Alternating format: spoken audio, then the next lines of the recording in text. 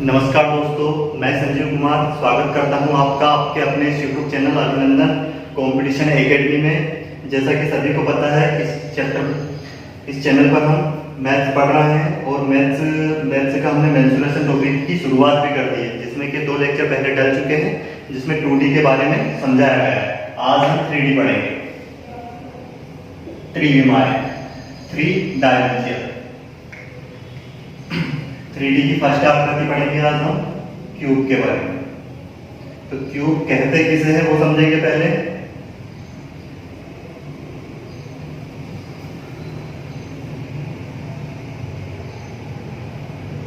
एक ऐसी आकृति जिसकी लंबाई, चौड़ाई और ऊंचाई तीनों कैसी हो, समान हो, लेंथ, ब्रेड्थ और हाइट।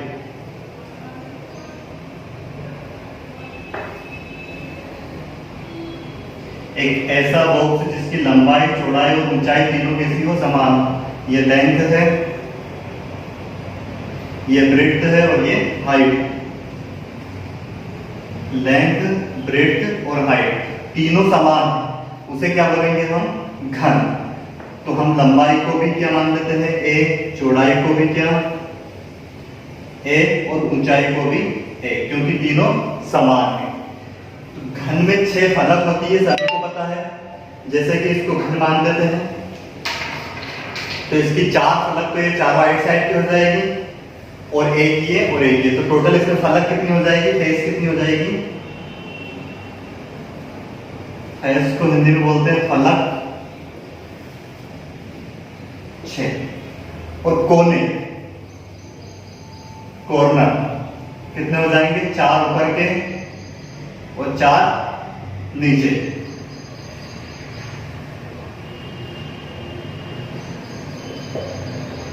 कोने हो जाएंगे इसमें 8। और एजेस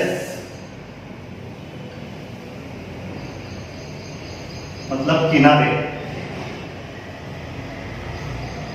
किनारे हो जाएंगे इसमें 12। कौन से होते हैं किनारे, 4 ऊपर के, 4 ये नीचे वाले और 4 2 ये 2 ये। तो टोटल कितने किनारे हो गए, 12। तो घन में ये तो बेसिक जानकारी है। हमको घन के बारे में क्या पढ़ना है, इसका वॉल्यूम निकालना है, इसका टोटल सरफेस एरिया निकालना है, इसका लेटरल सरफेस एरिया निकालना है, इसमें विकर्ण की लंबाई, लंबे से बड़ा कितना लंबा बांस निकाला रखा जा सकता है, उसकी लंबाई निकालना है।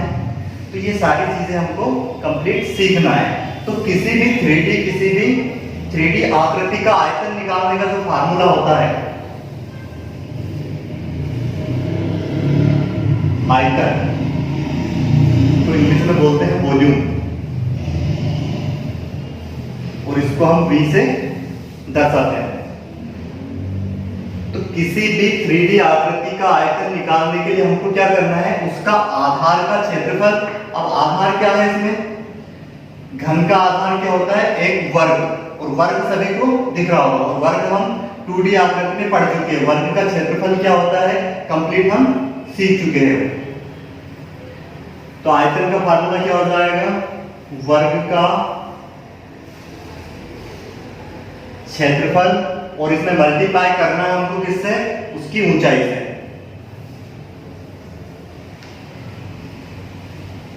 तो किसी भी 3D आकृति का अगर हमें आयतन निकालना है तो क्या करना है, उसके आधार का क्षेत्रफल निकालना है। सॉरी, यहाँ पे वर्ग का क्षेत्रफल तो इसमें है, बट किसी भी 3D आकृति का अगर हम क्षेत्रफल निकालेंगे, 3D आकृति का आयतन निकालेंगे तो क्या करेंगे, उसमें आधार का तो क्षेत्रफल निकालेंगे और उसमें उसकी ऊंचाई से मल्टीप्लाई कर देंगे।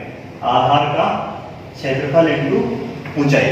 अब जैसे यहाँ पे एक घन है, तो घन का आधार क्या होता है, सभी को पता है, वर्ग होता है। और इसमें कितने वर्ग से मिलकर बना है घन, देखो 6 वर्ग है, एक नीचे का एक ऊपर का, ऐसे 2 ये और 2 ये। तो टोटल कितने वर्ग है इसमें, 6। तो आधार क्या है इसका, वर्ग, और वर्ग का क्षेत्रफल सभी को पता है क्या होता है, भुजा का स्क्वायर। मतलब यहाँ पे भुजा क्या है, a, तो a का स्क्वायर कर देंगे और इसमें मल्टीप्लाई किससे करेंगे, इसकी ऊंचाई भी कितनी है इसमें, a। तो क्या हो जाएगा, अब घातांक वाला चैप्टर बेसिक कैलकुलेशन वाले पार्ट में हम पढ़ेंगे।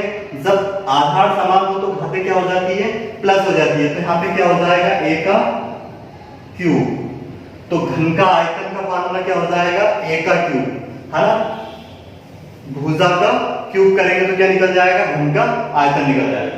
उम्मीद है सभी को समझ में आ गया होगा। इसी प्रकार हम निकालेंगे वक्र पृष्ठ का क्षेत्रफल। तो ये क्या हो जाएगा, घन के आयतन का क्षेत्रफल, घन का आयतन या फिर वॉल्यूम ऑफ क्यूब।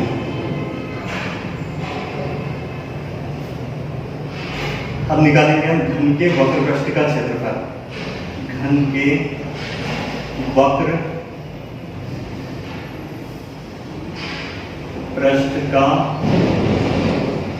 क्षेत्रफल। तो घन के वक्र पृष्ठ का क्षेत्रफल, तो हम देखेंगे कि किसी भी 3D आकृति का अगर हमको क्या निकालना हो, वक्र पृष्ठ का क्षेत्रफल निकालना हो, या फिर इसमें बेसिक से समझ लीजिए आप पहले कि वक्र पृष्ठ होता क्या है। वक्र पृष्ठ में क्या करते हैं, ऊपर का क्षेत्रफल और नीचे का जमीन का क्षेत्रफल ये हटा देते हैं। जैसे ये आकृति अगर क्या है, एक घन है, तो इसमें ऊपर का भाग हटा दिया हमने और नीचे की जमीन हटा देंगे। बस किसका क्षेत्रफल निकालना है, चारों दीवारों का क्षेत्रफल, आसपास का क्षेत्रफल निकालना। जैसे अगर ये कमरा, इस कमरे में भी अगर वक्र, ये घनाकार कमरा है और इसका वक्र पृष्ठ का क्षेत्रफल निकालना है, तो क्या करेंगे हम, ऊपर छत का क्षेत्रफल और जमीन का क्षेत्रफल हटा देंगे और चारों दीवारों का क्षेत्रफल जोड़ देंगे। तो वही क्या हो जाएगा, घन का वक्र पृष्ठ का क्षेत्रफल। तो हमको क्या निकालना है, इसमें चारों दीवारों का क्षेत्रफल। तो इसके लिए देखो, ये पूरे, ये भी क्या है, एक वर्ग है, ये भी क्या है, वर्ग है, इधर भी क्या है, वर्ग है, ये भी क्या है, वर्ग। तो अब इसमें दो वर्ग हटा दिए, ऊपर का और नीचे का, टोटल कितने वर्ग बच गए, 4। और एक वर्ग का क्षेत्रफल क्या होता है, a का स्क्वायर। तो ऐसे हम चारों वर्ग का क्षेत्रफल निकालेंगे तो क्या हो जाएगा, 4 इंटू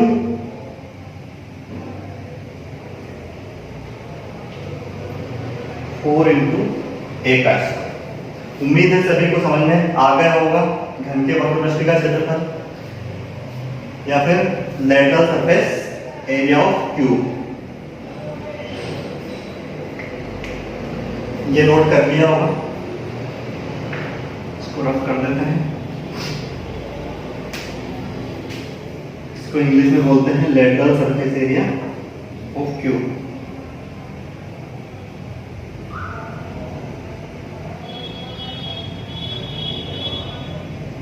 या फिर कर्व सरफेस एरिया भी बोलते हैं इसको। क्या है, lateral surface area 4a square. इसी प्रकार निकालेंगे हम घन का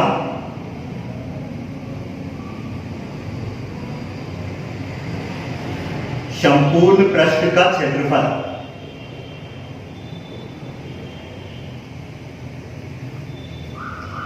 तो संपूर्ण पृष्ठ में क्या करना है, आपको कंप्लीट लेना है। ये जो हमने ऊपर का भाग और नीचे का भाग छोड़ दिया था, छत और जमीन को जो छोड़ा था वो भी लेना है। तो अब इसमें टोटल कितने वर्ग है, 6। तो क्या हो जाएगा, घन का संपूर्ण पृष्ठ का क्षेत्रफल 6a का स्क्वायर। उम्मीद है सभी को समझ में आ गया होगा। इसको इंग्लिश में बोलते हैं total surface area, total surface area of cube.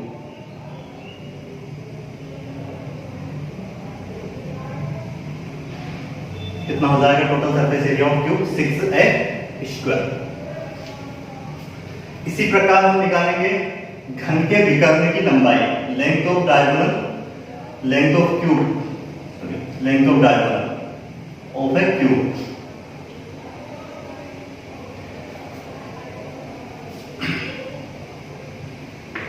समझने का प्रयास कीजिएगा। जैसे यहां से यहां तक की अगर हम लंबाई निकालें तो ये कितनी होगी, तो ये भी a है, ये भुजा की लंबाई भी कितनी हो जाएगी a, ये भी कितनी है a, और ये विकर्ण की लंबाई हमको निकालना है। तो ये यहां से यहां तक सभी को दिख रहा होगा, ये है त्रिभुज। ये जो वर्ग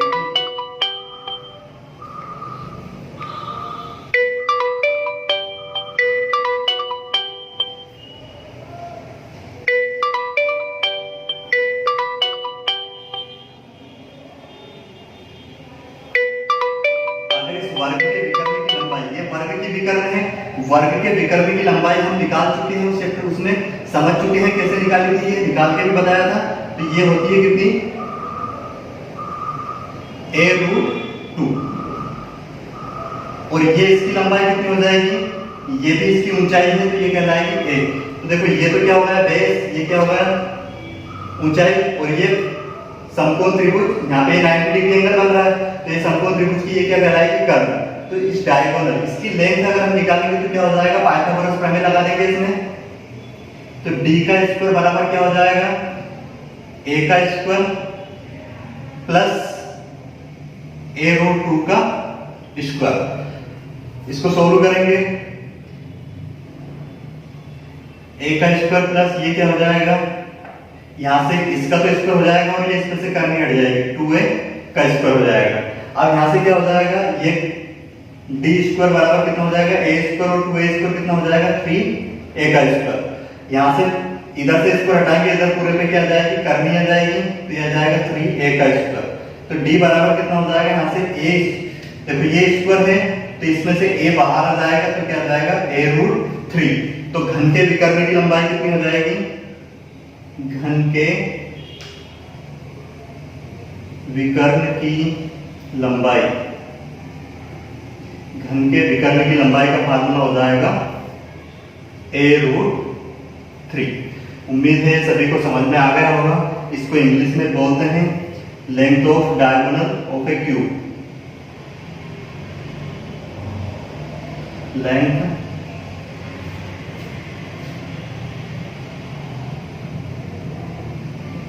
ऑफ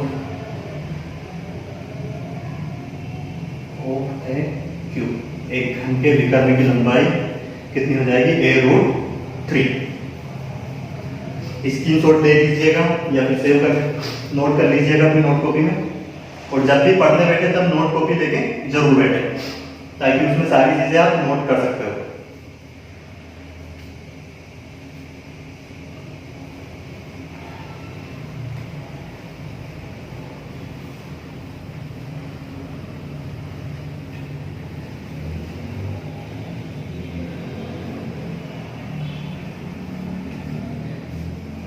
नेक्स्ट पढ़ेंगे हम इसमें घनाभ, क्यूबॉइड।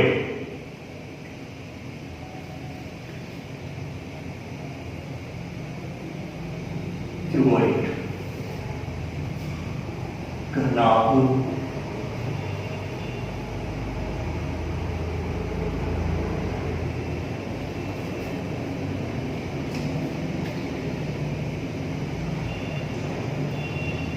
एक ऐसा बॉक्स जिसकी लंबाई, चौड़ाई और ऊंचाई तीनों अलग अलग हो, उसे हम कहते हैं क्यूबॉइड, घनाभ।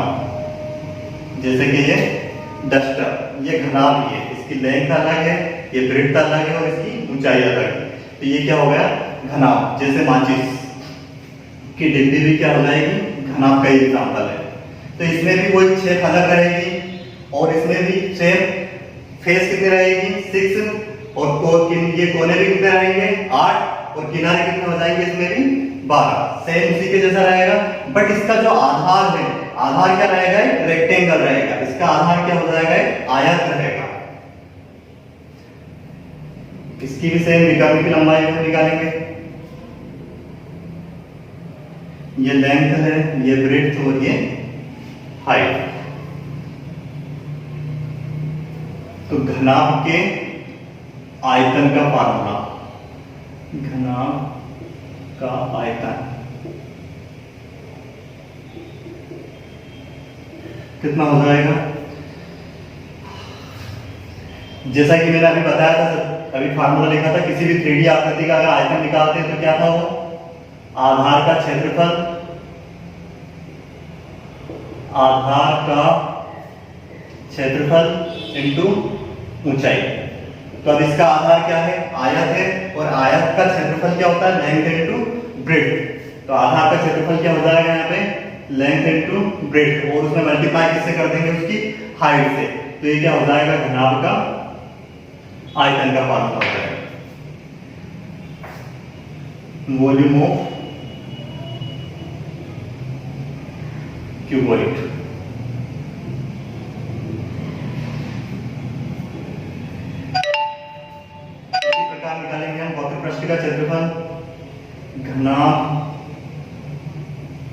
का वक्र पृष्ठ का क्षेत्रफल। वक्र पृष्ठ के क्षेत्रफल में हमें ऊपर का भाग और नीचे का छोड़ देना है, बस चारों दीवारों का क्षेत्रफल निकालेंगे। तो उसके लिए देखो, हमें पहले इस दीवार का, ये वाली सामने वाली का क्षेत्रफल निकालेंगे। तो ये तो क्या कहलाएगी, इसकी लंबाई, और ये इसकी क्या कहलाएगी, चौड़ाई। तो इन दोनों का अगर हम मल्टीप्लाई करते हैं तो इस दीवार का क्षेत्रफल आ जाएगा। तो क्या करेंगे, L इंटू H। अब जितना क्षेत्रफल इस वाली दीवार का है, सेम उतना ही उसके बराबर क्षेत्रफल उसके पीछे वाली दीवार का है। तो इसमें हमको 2 बार करने की बजाय क्या कर देते हैं, 2 का मल्टीप्लाई कर देंगे। प्लस अब इस दीवार का क्षेत्रफल निकालने के लिए क्या करेंगे, b इंटू एच का मल्टीप्लाई करेंगे। अब जितना क्षेत्रफल इस दीवार का है उतना ही क्षेत्रफल इधर वाली दीवार का रहेगा, तो इसलिए 2 का मल्टीप्लाई यहाँ पे कर देंगे। अब इसमें कॉमन क्या दिख रहा है, 2 और h कॉमन दिख रहा है। तो 2h लेंथ प्लस ब्रेड्थ, ये वक्र पृष्ठ का क्षेत्रफल हो जाएगा। अगर घनाभ के इसके चारों घनाभाकार कोई कमरा है और बोले कि चारों दीवारों का क्षेत्रफल निकालो, तो उसका फार्मूला भी यही होगा। इंग्लिश में लिखते हैं इसको लैटरल सरफेस एरिया। उसी प्रकार निकालेंगे हम घनाभ का संपूर्ण पृष्ठ का क्षेत्रफल।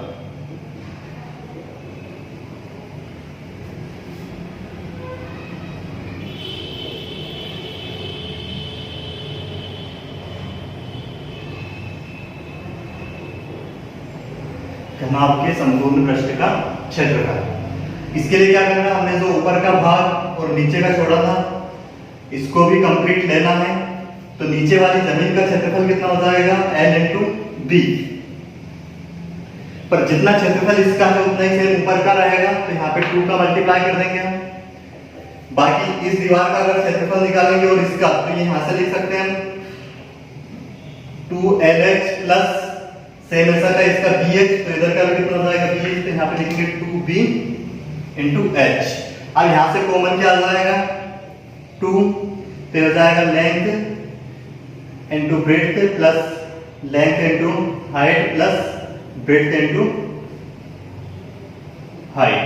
तो एक इसका क्षेत्रफल हो जाएगा घनाभ के संपूर्ण पृष्ठ का क्षेत्रफल, total surface area of cuboid. उम्मीद है सभी को समझ में आ गया होगा। उसी प्रकार किसी घनाभाकार कमरे में अगर लंबे से लंबा बांस रखने की उसकी लंबाई पूछी जाए या फिर घनाभ के विकर्ण की लंबाई पूछी जाए, तो उसको कैसे निकालेंगे, इस कॉर्नर से उस कॉर्नर।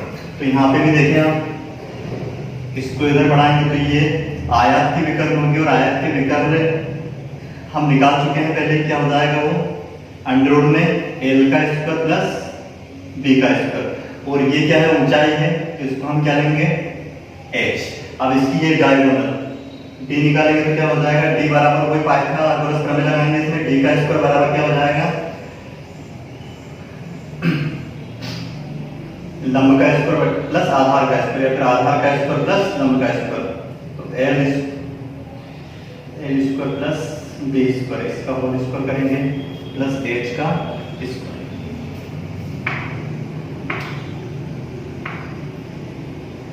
इसकी वजह से ये करनी कैंसिल हो जाएगी, तो क्या जाएगा, L का स्क्वायर प्लस B का स्क्वायर प्लस H का स्क्वायर। तो इधर से हम क्या, ये स्क्वायर हटाएंगे तो पूरे पे क्या जाएगी, करनी आ जाएगी।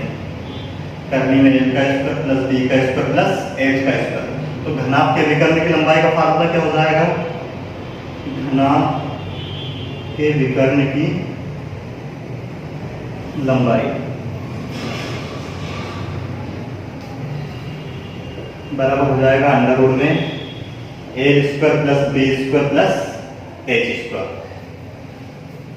धन्यवाद।